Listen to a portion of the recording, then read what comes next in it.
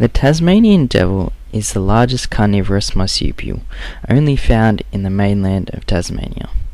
Early European settlers named them devils due to their blood-chilling screech, black coloration, and bad temperament. Usually found in low-lying bushland, which provides protection from predators, this also creates ideal conditions for scavenging. Devils being nocturnal scavengers, they spend a majority of their time in dens. In May 2008, the Tasmanian Devil's status was formally upgraded to an endangered species. Now introducing Renee Emerson, a Tasmanian Devil keeper from Healesville Sanctuary, to educate us further on the topic of Tasmanian Devils.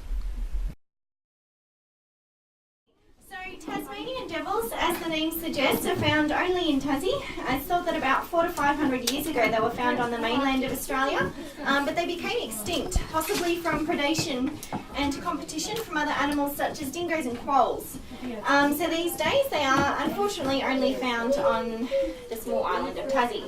The devil facial tumour disease, which has actually wiped out about 80 to 90% of the devils that we have at the moment in the wild. It's a disease that shuts down their internal body systems, and then they get a cancerous tumour growing on their face, so over their nose, their eyes, their mouth, and they actually starve to death, usually 6 months after contracting the disease. It's 100% fatal and there's no vaccine or cure, and it's spreading really rapidly because it spreads through biting. Tasmanian devils are actually carnivorous, and they're the largest carnivorous marsupial, which just really means that they're a very unique animal. It's a bit of a mouthful, but when I say they're carnivores and that they eat meat, they're really not fussy either. So Tasmanian devils in the wild will eat a combination of kangaroo, possum, wallaby, rabbit, fish, chicken, invertebrates, anything they can really get their little paws on. They're not really great at hunting. They can hunt for food, but they have pretty poor eyesight. What they usually do is use their amazing sense of smell to find animals that have already died. So that actually is a lot of roadkill as well.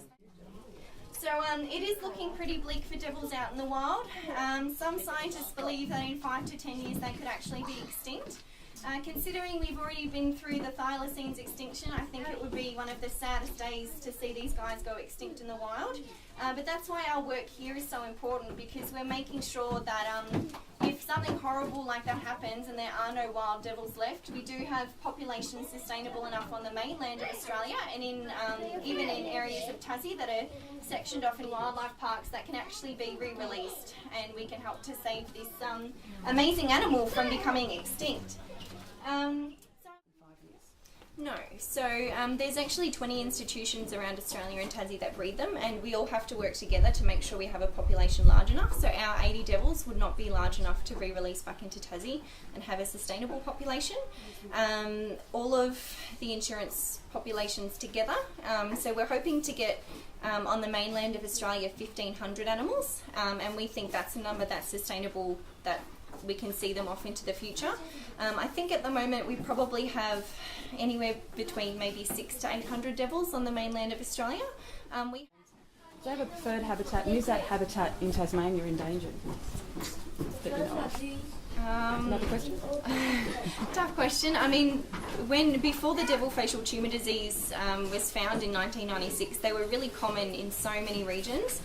It actually surprised me to know that they live on like rocky shores, beaches, everything. So they really inhabit all kinds of areas. So I guess in terms of a particular habitat, I mean, these guys like a lot of cover, they like to be able to hide, so dense vegetation is sometimes good for them as well.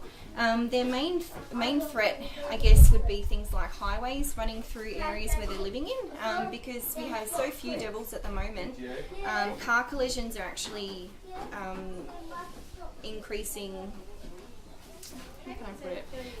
There's so few of them left that a lot of car accidents now are contributing to a huge chunk of the population disappearing. So when they were common and people would hit them with